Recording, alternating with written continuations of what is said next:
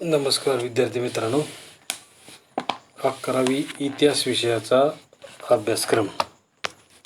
इतिहास विषयासाठी यावर्षी आपल्याला प्राचीन मानवाच्या इतिहासापासून, मानवाच्या उत्क्रांतीपासून ते मराठ्यांच्या स्वराज्यापर्यंत, छत्रपती शिवाजी महाराजांच्या स्वराज्य स्थापनेपर्यंतचा इतिहास आपल्याला या वर्षीच्या अभ्यासक्रमासाठी अभ्यासायचा आहे. अतिशय सोप्या स्वरूपाचा इतिहास या वर्षीच्या अभ्यासक्रमासाठी असेल. त्यामध्ये उत्क्रांती झाल्यापासून, सजीवाच्या उत्क्रांतीपासून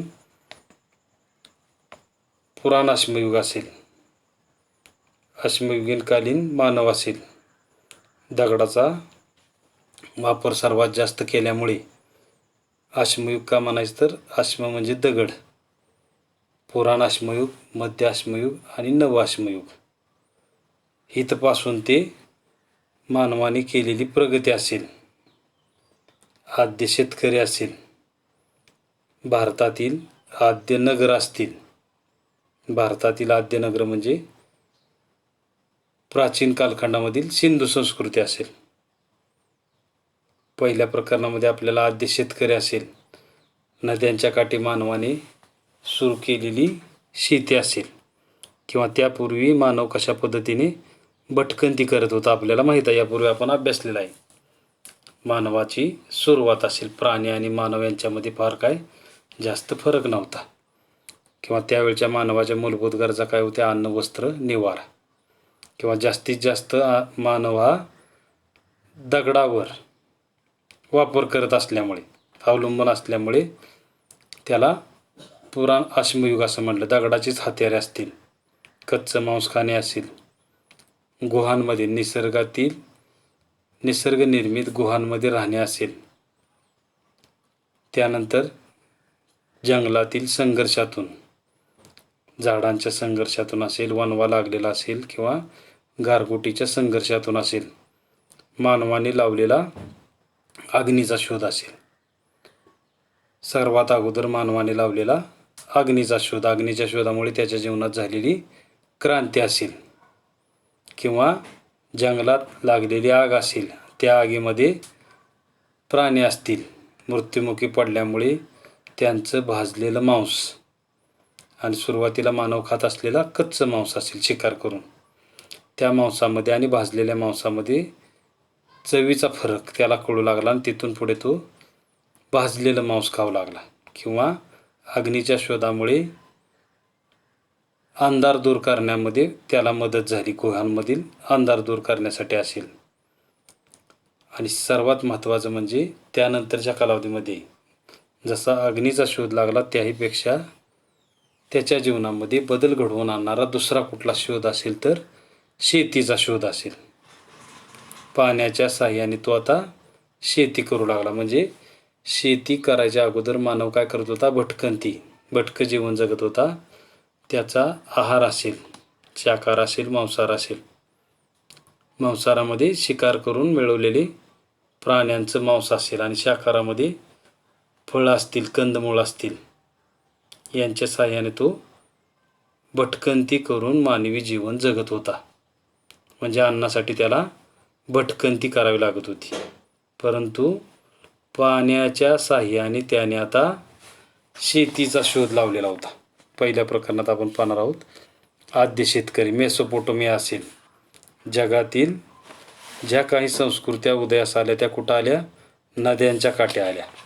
नाईल नदीच्या काठी इजिप्त संस्कृती असेल, होयांग हो नदीच्या काठी चीनची संस्कृती असेल, किंवा सिंधू व तिच्या 7 नद्या, सप्तसिंधूचा प्रदेश आपण म्हणतो, सिंधू सरस्वती असेल, तिच्या 7 नद्या असतील, या नद्यांच्या काठी भारतीय संस्कृती असेल. आणि युफ्रेटिस किंवा टायग्रिस नदीच्या काठी मेसोपोटेमिया संस्कृतीचा लागलेला शोध असेल. म्हणजेच पाण्याच्या साह्याने मानव हा शेती करू लागला, आणि शेती करू लागल्यामुळे सर्वात महत्त्वाचा बदल त्याच्या जीवनात काय झाला असेल तर त्याची भटकंती थांबली.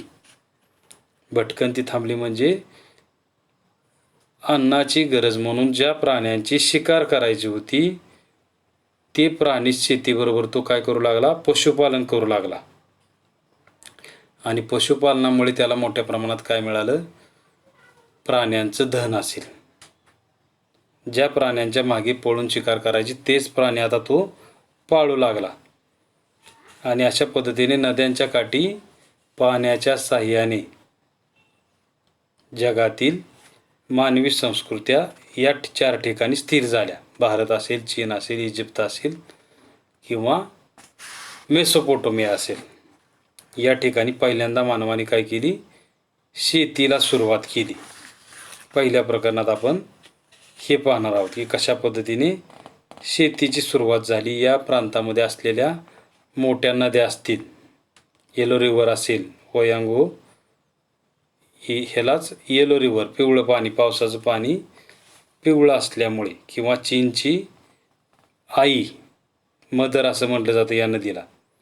अशा पद्धतीने हिमालयातून उगम पावलेला गंगा व सिंधू असेल, ब्रह्मपुत्र असेल. आपल्या भारतात पलीकडच्या बाजूला होयांग असेल, यांगत्से असेल.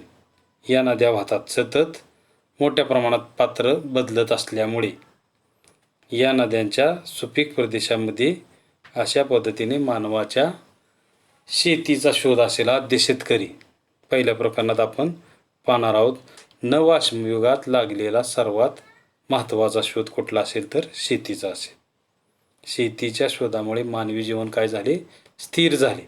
अतिशय सोप्या अभ्यासक्रम इतिहासाला या वर्षीच्या अभ्यासक्रमामध्ये अतिशय सोपी प्रकरणं दिलेली आहेत.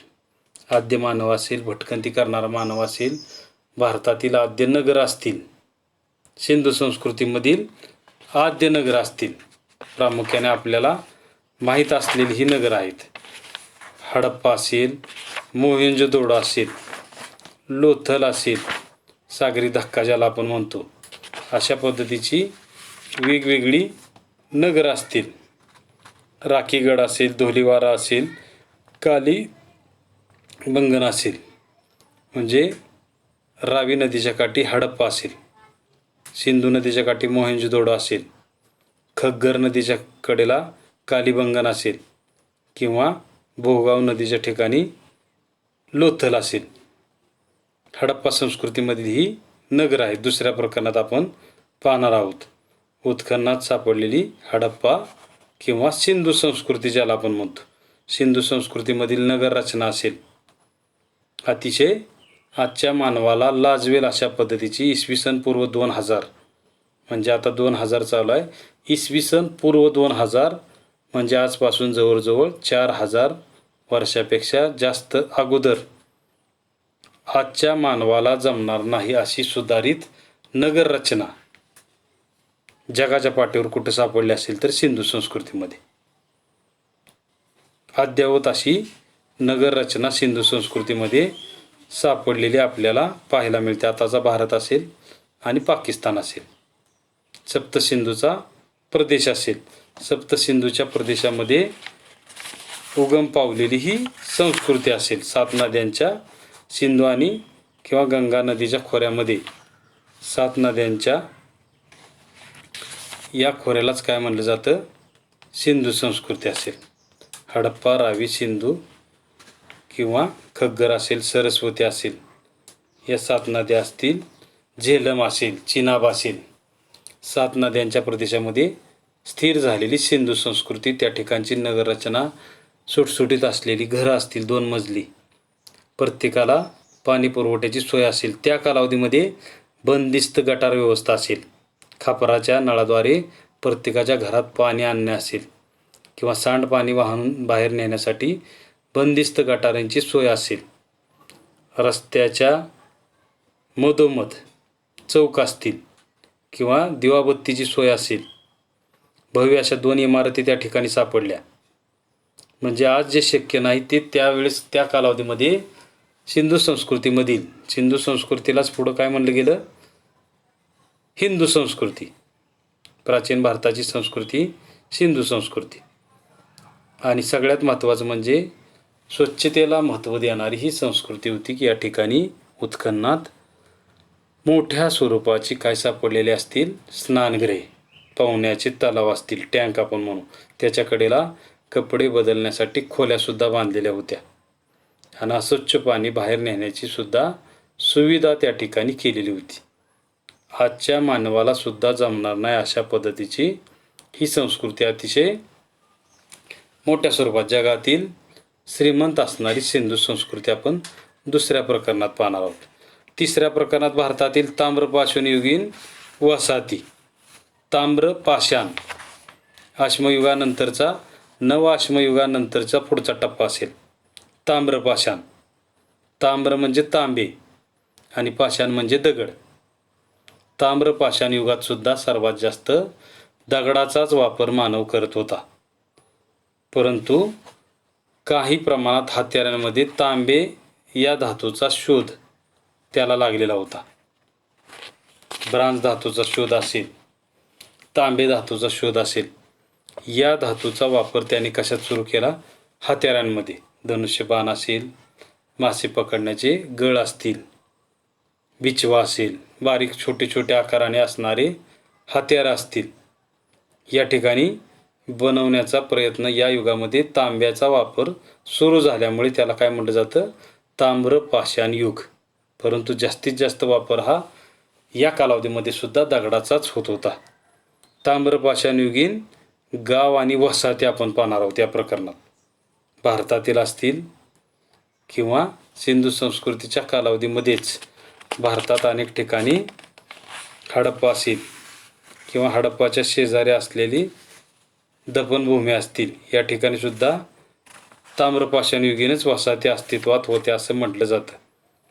भारतात साधारणतः राजस्थान, मेवाड असेल, उदयपूर असेल किंवा मध्य प्रदेश, उज्जैन असेल, या ठिकाणी आणि आपल्या महाराष्ट्रात असेल माळवा संस्कृती जिला म्हटलं जातं, मध्य प्रदेशमधील नर्मदा नदीकाठी उज्जैन सागरिया जिल्ह्यात असणारी, आणि गुजरातच्या कच्छ सौराष्ट्र असेल, आणि महाराष्ट्रात याच कालावधीमध्ये नाशिक, धुळे, नंदुरबार असेल, या ठिकाणी सापडलेली इनामगाव असेल किंवा पुण्याच्या मावळचा प्रांत असेल, जोरवे असेल, नगर या ठिकाणी सापडलेली जोरवे या ठिकाणी उत्खननात सापडलेली ताम्रपाषाणयुगीन शस्त्र असतील, भांडे असतील किंवा ताम्रपाषाण युगाचे पुरावे जोरवे, नेवासा जवळ असणारं गाव असेल, या ठिकाणी सुद्धा सापडलेली होती.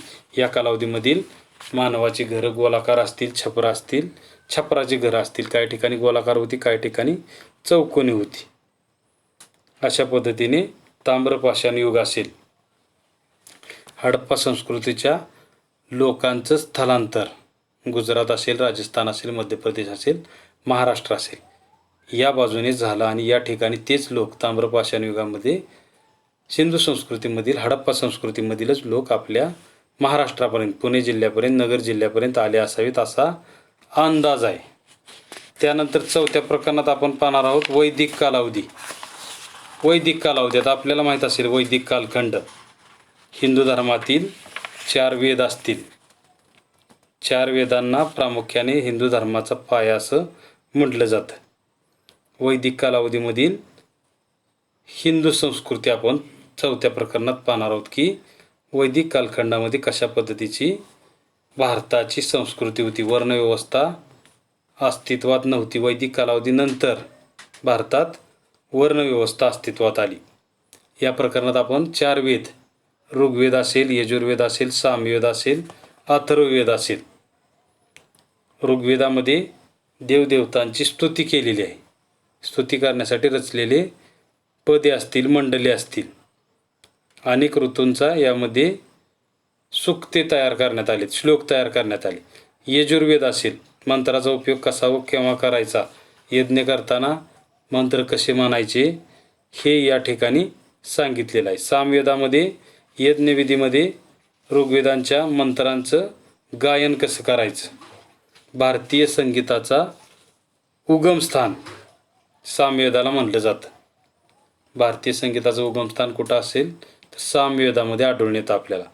आणि अथर्ववेदामध्ये आपल्याला आयुष्यातील संकटे असतील, दुःख असेल, दुखणं असतील औषधोपचार असेल यांची माहिती आपल्याला अथर्ववेदामध्ये मिळते. मानवाच्या आजारावरील इलाज असतील या सर्वांचा उपयोग कसा करावा, इलाज कसा करावा हे आपल्याला अथर्ववेदामध्ये सांगितलेलं आहे. आणि त्यानंतर वर्णव्यवस्था असेल, वैदिक कालावधीमध्ये अस्तित्वात आलेली वर्णव्यवस्था, ब्राह्मण, क्षत्रिय, वैश्य आणि शूद्र, चातुर्वर्ण व्यवस्था, ज्याला नंतरच्या कालावधीमध्ये वर्णव्यवस्थाच तिचं रूपांतर कशात झालं, जाती व्यवस्थेमध्ये झालं. आज तागायत आपल्या हिंदू धर्मामध्ये जाती व्यवस्था ज्या निर्माण झालेल्या आहेत त्याचं मूळ कुठं असेल तर वर्णव्यवस्थेमध्ये असेल. ऋग्वेदाच्या 10व्या मंडलामध्ये वर्णव्यवस्थेचा उल्लेख आढळून येतो. त्यानंतर आश्रम पद्धत असेल, आश्रम व्यवस्था, ब्रह्मचर्य आश्रम, गृहस्थ आश्रम, 4 आश्रम व्यवस्था असतील, वानप्रस्थ आश्रम आणि संन्यासाश्रम. मानवाच्या जन्मापासून मरणापर्यंत 16 संस्कार असतील. जन्मापासून मरणापर्यंत, नाव ठेवण्यापासून ते अंत्यविधीपर्यंत मानवाचे 16 संस्कार वेगवेगळे जे करण्याचे सांगितलेले आहेत ते यामध्ये सांगितलेले आहेत. त्यानंतर 4 आश्रम व्यवस्था असेल. मानवाच्या जीवनामध्ये प्रत्येकाच्या अशा पद्धतीची ब्रह्मचर्य आश्रमामध्ये ब्रह्मचर्याचे पालन करून शिक्षण घेणे असतील. गृहस्थ आश्रमामध्ये लग्न करणे असेल, गृहकर्म करावे. गृहस्थ आश्रमामध्ये नंतर वय झाल्यानंतर मुलाबाळांच्या ताब्यात सगळे व्यवहार देऊन, वानप्रस्थ आश्रम म्हणजे जंगलामध्ये जाऊन देवदेवतांची पूजा अर्चा असेल किंवा पाठ विनंत्या करणे असेल, आणि शेवटचा असेल सर्व संसाराचा त्याग करून संन्यासाश्रम असेल. हे आपल्याला 4थ्या प्रकरणामध्ये पाहायचं आहे. 5व्या प्रकरणामध्ये जनपदे आणि गणपदी, जनपदांची झालेली निर्मिती असेल. जनपदे म्हणजे एखाद्या ठिकाणी कुटुंबाची आणि कुटुंबाच्या राहण्याचे ठिकाण, त्यालाच काय म्हणलं गेलं, जनपद. जनपदामध्ये अशा पद्धतीने जन म्हणजे काय, लोक, लोकांच्या एकत्र राहण्याच्या ठिकाणाला जनपद. सप्तसिंधू प्रदेशामधून पूर्वेकडे गंगा नदीच्या प्रदेशात वैदिक जन स्थिरावू लागल्यानंतर, वैदिक लोक एकत्र येऊ लागल्यानंतर भौगोलिक सीमांविषयी जाणीव निर्माण होऊ लागली आणि त्यातूनच जनपद असे एक छोटीशी राज्य असतील. जनपद या संकल्पनेचा उल्लेख प्रथम ब्राह्मण ग्रंथामध्ये आढळतो. आणि जनपदाच्या प्रमुखालाच काय म्हटलं गेलं, राजन. छोट्याशा टोळीचा प्रमुख असेल त्यालाच राजन असं म्हटलं गेलं, किंवा राज्य व्यवस्था याच कालावधीमध्ये अस्तित्वात आली. आणि अनियंत्रित राजा होऊ नये, अनियंत्रित सत्ता राजाने गाजवू नये म्हणून त्याच्यावर वर्चस्व गाजवण्यासाठी, नियंत्रण ठेवण्यासाठी सभा व समितीची निर्मिती करण्यात आली. 5व्या प्रकरणात आपण पाहणार आहोत की प्राचीन भारतातील राज्यव्यवस्था कशा पद्धतीने अस्तित्वात आली आणि राजा अनियंत्रित हुकुमशाही होऊ नये म्हणून जनपदाच्या वर्चस्वाला आळा घालण्यासाठी सभा व समित्यांची निर्मिती झाली. सभा व समित्याचे निर्णय राजावर बंधनकारकच होते. अशा पद्धतीने जनपदांचा उदय असेल आणि त्यानंतर गणराज्याची झालेली निर्मिती असेल. गणराज्य, स्वतंत्र राज्य असतील, गणतंत्र आपण म्हणतो. गणराज्य जनपदापेक्षा मोठे असणारी गणराज्य असतील. या कालावधीमध्ये वेगवेगळी गणराज्य भारतात प्रामुख्याने अस्तित्वात आली. त्यामध्ये प्राचीन भारताच्या कालावधीमध्ये काशी असेल, कोसल असेल, अंग असेल, मगध असेल, उज्ज असेल, मल्ल असेल, चेदे असेल, किंवा प्राचीन भारतामधील सर्वात मोठं मगध साम्राज्य असेल, चंद्रगुप्त मौर्य यांनी सुरू केलेलं. आपण पुढच्या प्रकरणात पाहणार आहोत. मौर्यकालीन भारतामध्ये त्या कालावधीमध्ये आपण पाहणार आहोत कशा पद्धतीने चंद्रगुप्त मौर्य याने पहिलं प्राचीन भारतातील साम्राज्य निर्माण केलं. त्याच्या अगोदर निर्माण झालेली 16 महाजनपदे असतील.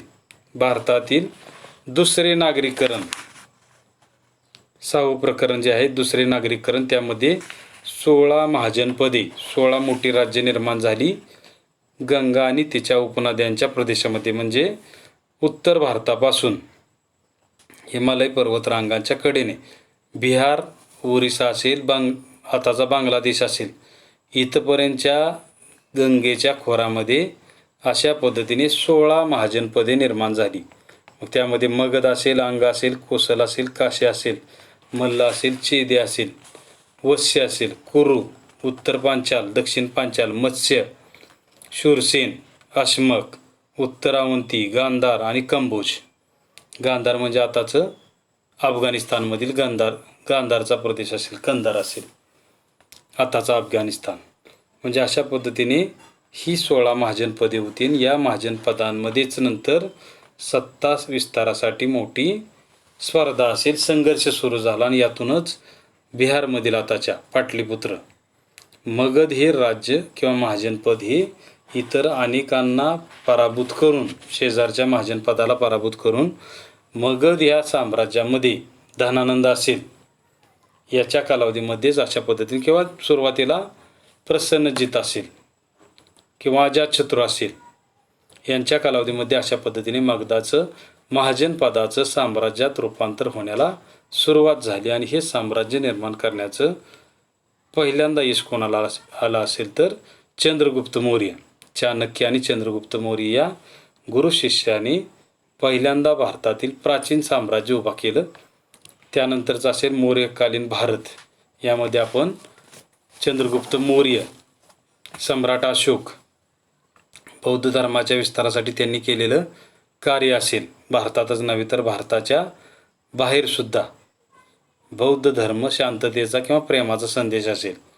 भारतातील सर्वात मोठं साम्राज्य कोणी निर्माण केलं असेल तर सम्राट चंद्रगुप्त आणि सम्राट अशोक असतील. यांच्या कालावधीमध्ये मौर्य घराण्याची सत्ता भारताच्या बाहेर मोठ्या प्रमाणात विस्तार पावलेली होती. या मौर्यकालीन भारत या प्रकरणात आपण काय काय पाहणार आहोत ते पुढच्या तासाला पाहूया. धन्यवाद.